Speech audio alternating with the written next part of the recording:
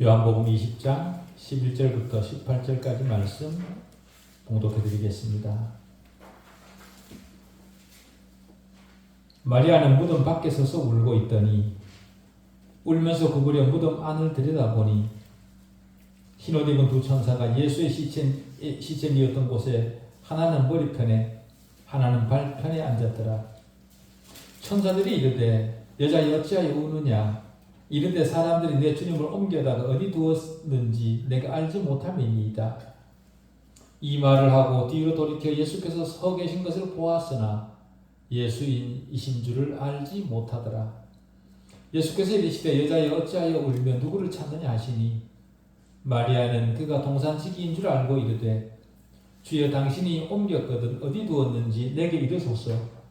그리하면 내가 가져가리이다. 예수께서 마리아야 하시거늘 마리아가 돌이켜 히브리 말로 라보니 하니 이는 선생님이라는 말이라. 예수께서 이르시되 나를 붙들지 말라. 내가 아직 아버지께로 올라가지 아니하였노라. 너는 내 형제들에게 가서 이르되 내가 내 아버지 곧 너희 아버지 내 하나님 곧 너희 하나님께로 올라간다 하라 하시니 막달라 마리아가 가서 제자들에게 내가 주를 보았다 하고 또 주께서 자기에게 이렇게 말씀하셨다 이르니라. 아멘. 절대로 지워질 수 없는 방식으로 우리 마음을 지배하신 하나님 아버지, 다시 말씀 앞에 불러주신 은혜를 감사합니다. 인간 안에 보편적으로 존재하는 종교심이 아니라 주님께서 친히 증명하신 부활이 우리 골수에 각인되는 말씀이게 해주십시오. 우리 이성을 통해 만들어낸 하나님 의식은 우리 안에 그 어떤 열매도 맺지 못한다는 사실을 정확히 인식하게 해주십시오. 그것이 아무리 설득력 있는 말이라 할지라도 하나님으로부터 나오지 않은 것은 하나님 앞에 무용지물이라는 것을 알게 해주십시오. 인간의 타락한 마음이 기뻐하는 자신의 우상들을 하나님의 말씀을 빙자해 만들지 않게 해주십시오. 거짓과 부패로 채워진 세상을 말씀을 빙자해 따라가지 않게 해주십시오. 하나님의 지혜를 말하면서 하나님의 진노를 이루는 어리석음으로부터 돌아설 시간이 되게 해주시옵기를 우리 주 예수 그리스도 이름으로 기도하옵나이다. 아멘.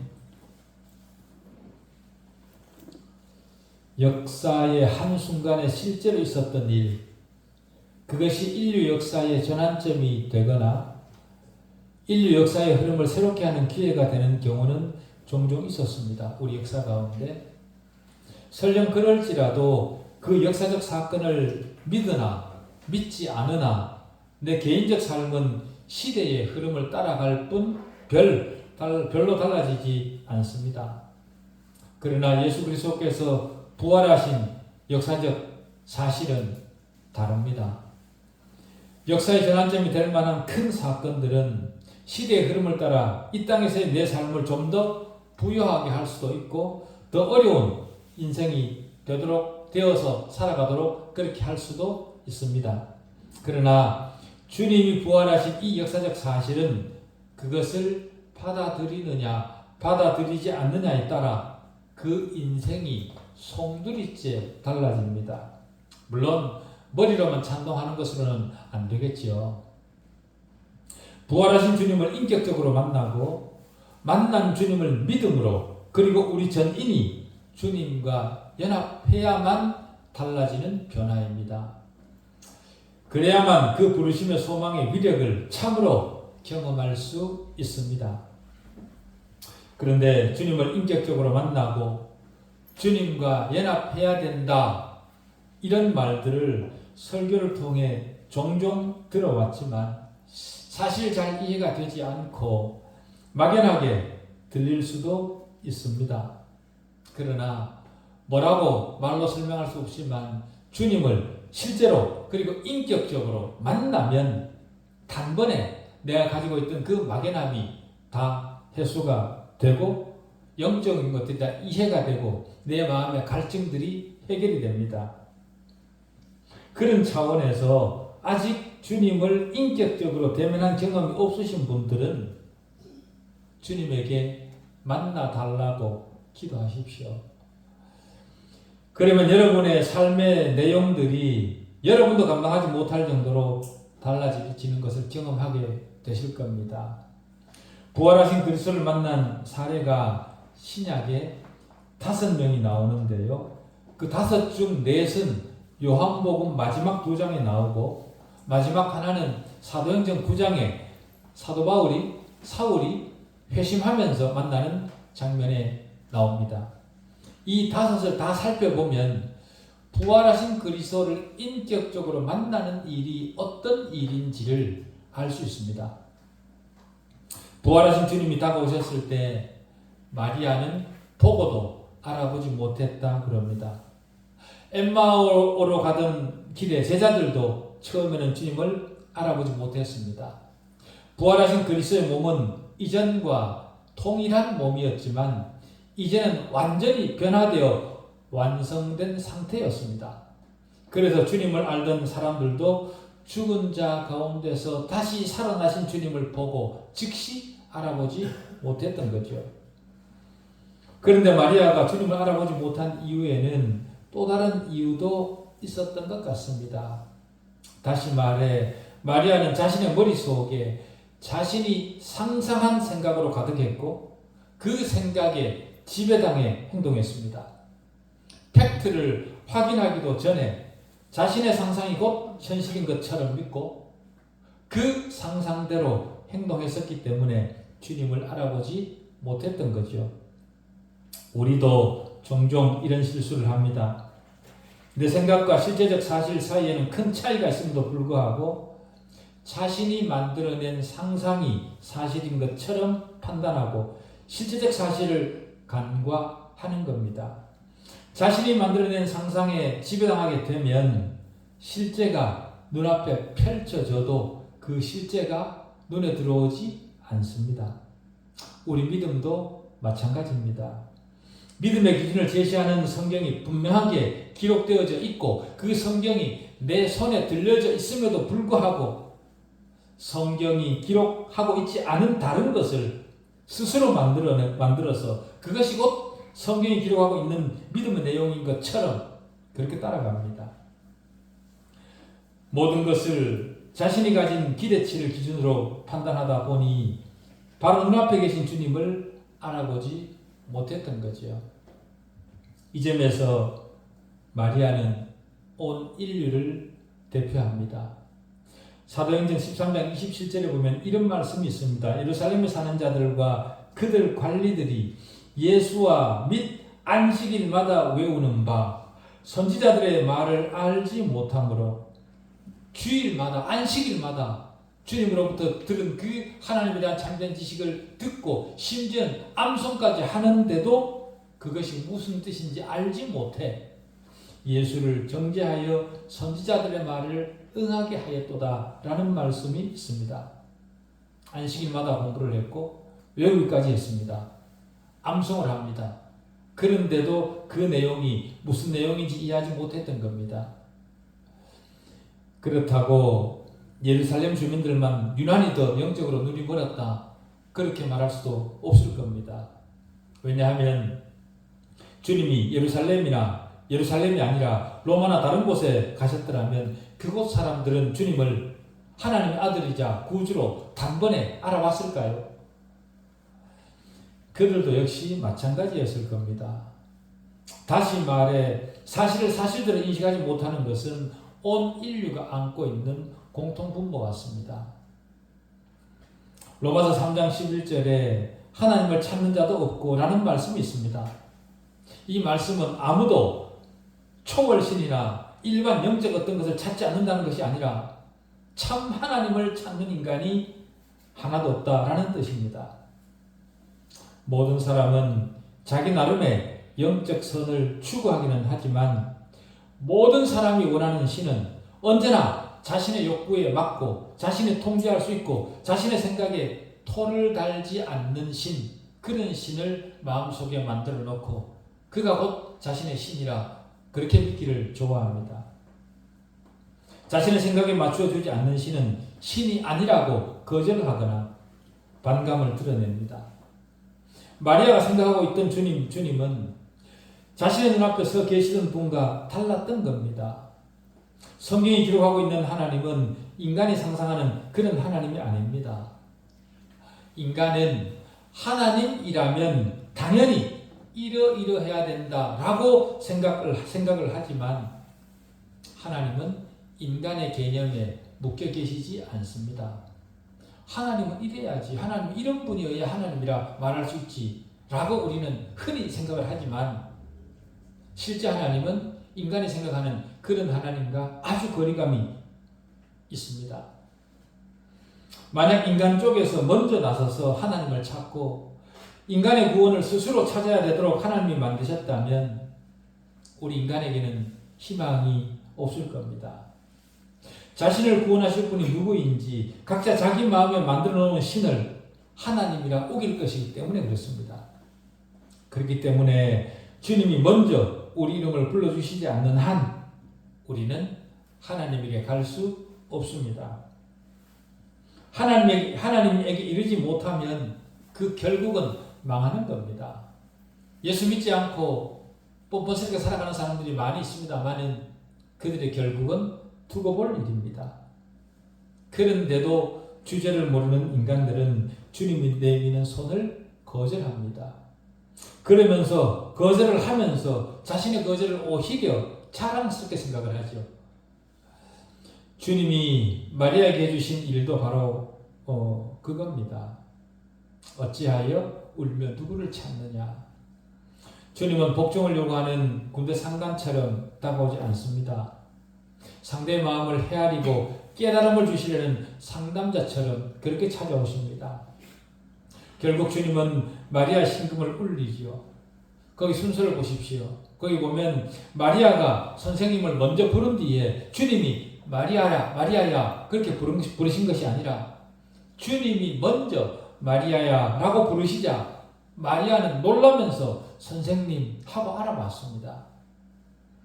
이처럼 기독교의 구원은 결코 우리가 먼저 주님을 알아본 우리의 성과물이 아닙니다.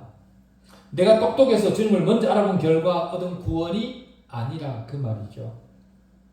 각고의 노력 끝에 겨우 발견해낸 주님이 아닙니다. 구원은 언제나 우리에게 일방적으로 주어지는 은혜의 선물입니다. 은혜로 주어진 선물로 주님과 인격적 교제를 하는 것, 그것이 기독교 신앙이죠.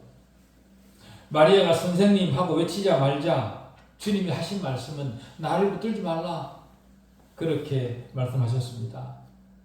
어떤 사람들은 주님이 지극히 거룩하기 때문에 만지지 말라고 하셨다 그런 뜻으로 해석을 하기도 하지만 그렇다면 주님이 왜 같은 장 뒷부분에 도마에게는 만지게 했을까요?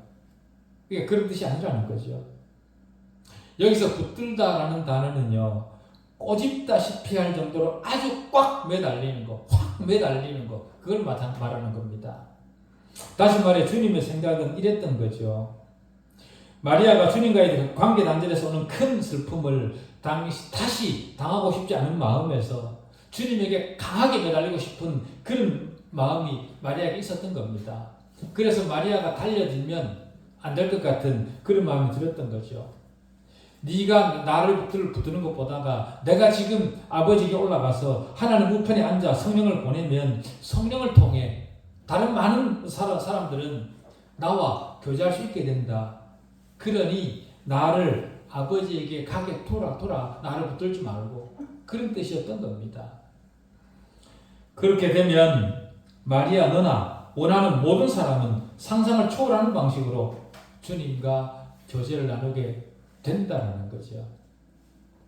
부활하신 주님과의 친밀한 교제는 주님을 믿는 신자에게 주어지는 선물입니다. 하나님에 대해 아는 것과 하나님을 아는 것에는 천지 차이가 있습니다. 하나님에 대해 아는 것이 아니라 하나님 자신을 인격적으로 아는 것, 그것이 곧 영생입니다. 우리가 주님을 믿는 이유가 거기에 있죠. 영생은 추상적 개념이 아닙니다. 예배와 말씀과 기도를 통해 실제로 주님과 더불어 주고받고 말하고 듣는 관계가 형성이 됩니다. 주님과 우리가 그럴 수 있는 이유는 주님이 죽은 스승이 아니라 부활하여 지금도 살아계신 구주이시기 때문에 가능한 일입니다. 그렇기 때문에 우리가 기도할 때 주님의 임재를 느낄 수 있는 거죠. 주님이 살아계셔서 지금 내 곁에 계시니까 기도 가운데 주님의 임재를 느낄 수 있는 겁니다. 주님이 살아 내 옆에 계시면서 내 생각까지 통찰하시기 때문에 기도를 통해 우리는 주님의 지혜와 자비와 선하심을 느낄 수 있고 위로와 기쁨과 회복을 확신할 수 있는 겁니다. 때로 우리 심이 가벼워짐을 느끼기도 하고 중한 병이 치료되는 것을 경험하기도 합니다. 이 모든 것은 부활하신 주님을 아는 것에서 비롯된 복입니다. 주님이 마리아에게 하신 말씀은 역설적입니다. 왜 그런가 하면 주님이 떠나셔야만 지금까지보다 더 가까워질 수 있다. 그렇게 말씀하시니 그런 겁니다. 주님은 떠나가 성령을 보내실 것인데 사실은 주님이 함께 오신 거죠. 성령께서 성도들에게 주님의 영광을 나타내 주심으로 주님의 위대하심을 볼 수 있는 겁니다.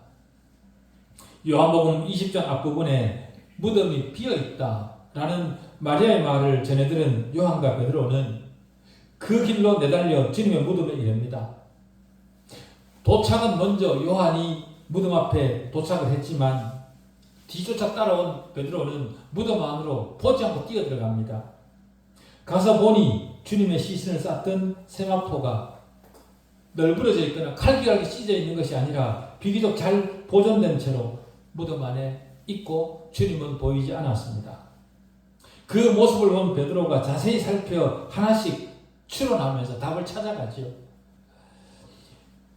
만약 적들이 시신을 훔쳐갔다면 부패하고 있는 시신에서 굳이 수의를 벗길 이유가 없을 거 아닌가. 만약에 친구들이 훔쳐갔다면 왜 불경스럽게 수의를 벗겨 알몸으로 훔쳐갔겠는가. 주님이 잠시 기절했다가 일어난 것이라면 왜 수의가 흐트러져 있지 않은가. 더욱이 빈사 상태에 있던 분이 어떻게 스스로 수의를 찍고 나갈 수 있었겠는가. 이런 추측을 베드로는 했던 겁니다.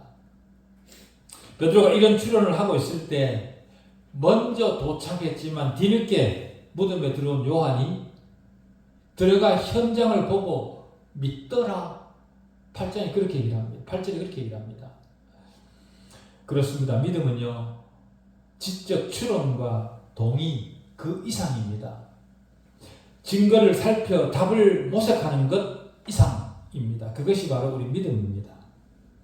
자신의 전인을 통해 확인한 요한은 믿었다 그럽니다. 요한이 믿은 것이 무엇이었겠습니까? 주님이 죽은 자 가운데서 다시 살아나셨다는 것을 믿었던 거죠. 그 믿음을 가지기 직전까지는 주님이 죽은 자 가운데서 다시 살아나리라는 사실을 믿지 못했습니다. 그렇게 요한은 주님의 부활을 믿은 최초의 제자가 되었죠. 주님의 부활을 최초로 확인한 요한은 주님의 부활에 자신의 인생을 걸었습니다. 어느 줄타기 고개사에 탁월한 고개를 구경하던 사람들에게 그가 너무도 기가 막히게 실수하지 않고 외줄을 타니까 그렇게 타던 고개사가 구경하던 구경꾼들에게 질문을 했다고 합니다. 내가 한 사람을 등에 업고도 이 외줄을 탈 수 있을까요? 이렇게 구경꾼들에게 물었더니 지금까지 그 고개사의 실력을 확인한 모든 사람들은 하나같이 탈 수 있다. 그렇게 답을 하더랍니다. 그러자 그 고개사가 그럼 내 등에 업힐 사람은 손을 들어봐라. 그렇게 말을 했더니 한 명도 손을 들지 않더랍니다. 말은 그렇게 하지만 실제로 고개사를 믿지 못했던 거죠. 그런 것은 참 믿음이 아닙니다. 요한은 눈으로 보지 않았지만 확신하고 믿었습니다. 부활하신 주님의 육신을 육안으로 보지 않고도 믿을 수 있는 믿음, 그 믿음이 참 믿음입니다. 요한복음 11장 6절에 도마가 주님에게 충격을 보이는 것 같은 그런 표현을 합니다. 뭐라고 얘기하냐면 우리도 주와 함께 죽으러 가자. 그렇게 도마가 말을 했습니다. 그러다가 14장 5절에서 도마는요, 주님의 말씀을 전혀 이해하지 못한 모습을 또 보입니다. 완전 반대의 모습을 보이는 거죠. 주님이 아버지 집에 가서 제자들의 거처를 예비하겠다 그렇게 말씀하신 직후의 반응입니다. 주님의 부활하신 소식을 듣고도 믿지 못하겠다는 듯한 그런 반응을 가지고 믿음의 조건을 겁니다. 뭐라고 조건을 거냐 하면 못 박힌 주님의 손을 만져보고 창에 찔린 주님의 옆구리에 손을 넣어봐야 내가 믿겠다. 그렇다면 내가 믿을 수 있겠다. 그렇게 말하는 도마입니다. 이 도마의 후회는요, 현대 교회 안에도 무수히 많습니다. 그런가 하면 많은 현대인은 철학적 반론으로 부활 교리를 반대합니다. 죽은 사람이 어떻게 살아나냐? 그건 말도 안 된다라는 거죠. 도마를 비롯한 당대 모든 유대인도 표현만 약간 다를 뿐 비슷한 반론을 제기했을 겁니다. 역사의 중간에 일개 개인이 죽었다가 살아날 그건 없다. 그런 일은 없다. 그렇게 말합니다. 도마는 분명 주님을 존경하고 사랑한 제자였습니다. 눈으로 확인이 가능할 때까지는 아주 훌륭한 제자였습니다.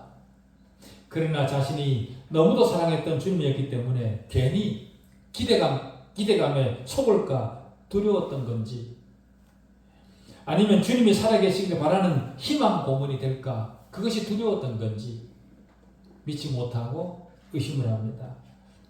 이런 모든 이유와 동기가 현대인에게 믿음의 장벽으로 작용합니다. 역사의 한순간에 있었던 실질적 사건보다 자신의 생각과 인간적 염려가 더 큰 거죠. 믿지 않는 자신의 세계관이 부활은 있을 수 없다 그렇게 말하고, 자신의 기질이 회의적이거나 아예 냉소적이고 자신의 마음이 실망할 것이 두려워서 성경이 기록하고 있는 부활을 받아들이지 않는 겁니다.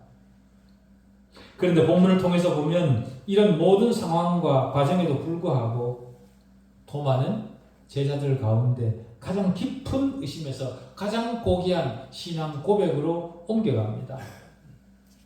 그러던 의심을 하던 그 도마가 마침내 나는 나의 주님, 주는 나의 주님이시요 나의 하나님이십니다. 그렇게 고백을 한 겁니다. 상대가 누구이든 간에요, 유대인 남자가 사람에게 이런 고백을 한다는 것은 당시에는 경악할 일이었습니다. 최고의 회의론자가 최고의 신자로 변했습니다. 도마가 변하기까지 도마는 사도들의 증언이 필요했습니다. 그런 의미에서 도마도 오늘날 우리와 똑같은 처지에 있었다 그렇게 말할 수 있습니다. 도마는 예수님을 본 목격자들의 보고를 들었습니다. 도마는 당시 생존 인물들에게 들었지만 저와 여러분은 신약의 기록을 통해 듣습니다. 그 들음을 통해 믿는 자도 있고 믿지 않는 자도 있습니다. 도마는 주님이 단지 죽은 자 가운데서 다시 살아나신 사실보다 자기 자신을 위해 주님이 부활하셨다는 것을 깨달았습니다. 그래서 거기에 주님의 부활에 자신의 인생을 걸은 거죠. 제자들 가운데 나타나신 주님은 도마를 보자마자 곧장 손을 뻗으시며 도마에게 이렇게 말씀을 하십니다. 네 손가락을 이리 내밀어 내 손을 보고 네 손을 내밀어 내 옆구리에 넣어보라. 그렇게 도마에게 말씀하셨습니다. 그러자 도마는 즉시 나의 주님이시요 나의 하나님이십니다. 그렇게 고백을 했죠. 도마가 실제로 손을 넣어봤는지는 기록이 없습니다만은 도마의 의심을 무너뜨린 것은 무엇이었을까? 우리는 생각을 하게 됩니다. 다른 무엇보다 주님의 말씀이 그에게 확신을 주었을 겁니다. 도마 자신의 요구사항을 자신이 주님을 만나기도 전에 주님은 이미 다 알고 계셨다는 것을 토마는 그때 주님의 말씀을 들으면서 깨달았던 겁니다. 제자 중 한 사람이 주님에게 달려가서 도마에 대해 주님에게 고자질했을까요? 그럴 리가 없습니다. 주님은 도마의 눈에 보이지 않으셨지만 도마와 늘 함께 계시면서 도마 곁에 늘 함께 동행하고 계셨던 겁니다. 도마의 마음속에 있는 의심과 냉소와 두려움을 주님은 이미 다 보고 계셨던 겁니다. 그런데도 그에게 오셔서 그의 의심을 해결하셨습니다. 주님은 오늘 우리에게도 동일하신 분입니다. 지금 우리 눈에 보이지 않지만 나보다 더 가까이 나와 함께 계시는 주님이십니다. 그래서 우리 마음의 생각까지도 다 통찰하시는 분이 바로 주님이시죠. 주님은 누굽니까? 하나님이십니다. 하나님은 전지전능하신 분이시고 무소부지하신 분이십니다. 계시지 않는 곳이 없습니다. 하시지 못할 일이 없습니다. 그런데도 우리는 주님의 말씀을 잘 믿지 못합니다. 주님이 나보다 더 가까이 나와 함께 계시다면 우리 요구사항을 우리가 누구에게 말해야 되겠습니까? 전지전능하신 주님에게 우리의 모든 필요를 말해야 되지 않겠습니까? 믿는다 하면서도 믿어지지 않아서 주님에게 아뢰지 못하는 것이 우리 현실이지만 우리 바로 옆에 계신 주님에게 우리 마음을 토로하는 것보다 더 효과적이고 확실한 해결책은 없습니다. 한마디로 기도보다 더 효율적 노동은 없다 그 말입니다. 부활하신 주님이 지금 여러분 옆에 계시면서 여러분의 마음의 호소를 듣고 계십니다. 주님은 도마에게 네 모든 의심과 두려움과 지키지 못한 약속과 결함을 내가 다 안다. 네 속이 바닥까지 다 보이지만 나는 여전히 너를 사랑하고 여전히 나는 네 편이다. 그렇게 말씀하고 계시는 겁니다. 주님은 우리에게도 지금 그렇게 말씀하고 계시는 겁니다. 도마는 주님의 은혜 앞에 겸손해졌고 주님의 사랑을 확인하고 자신의 전부를 걸고 믿었습니다. 주님은 도마에게 내 상처는 단순히 살아있다는 증거가 아니라 내가 너를 위해 죽어 네 죄값을 내가 대신 다 치렀고 너를 지배하던 사망 권세를 이겼다 라는 그 증거가 바로 이거다 라고 도마 앞에 내밀어 보이신 겁니다. 지금 우리에게도 그렇게 하시는 주님이십니다. 도마에게 하신 말씀은 지금 우리에게도 그대로 해당된다는 사실을 믿으시기 바랍니다. 도마는 우리를 대표합니다. 주님의 부활 자체만으로도 엄청난 기적이고 증거입니다. 그러나 주님의 부활은 우리 구원의 결정적 증거이고 죄와 사망의 권세로부터 우리를 살리신 증거이고 우리 부활에 대한 약속입니다. 예수 그리스도의 부활은 우리의 부활에 대한 약속입니다. 주님이 도마에게 너는 나를 본 거로 믿느냐? 보지 못하고 믿는 자들은 복되도다. 그렇게 말씀하셨습니다. 육안으로 주님을 굳이 보지 않아도 우리는 부활신앙에 충분히 이룰 수 있습니다. 도마는 사도입니다. 주님을 직접 대면하고 가르침 받았습니다. 그런 사도에게 하신 약속, 그 약속은 지금 우리를 향한 약속이기도 합니다. 우리가 믿은 하나님은 수동적 하나님이 아니십니다.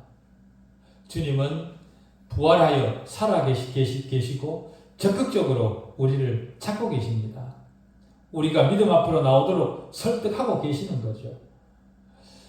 도마처럼 주님이 시종 우리 바로 곁에 동행하고 계시며 내 모든 죄들을 해결하시고 나의 부활을 약속하신 주님이라는 사실을 마음속에 굳건히 믿고 나아가시는 그런 남은 신앙 되시기를 바랍니다.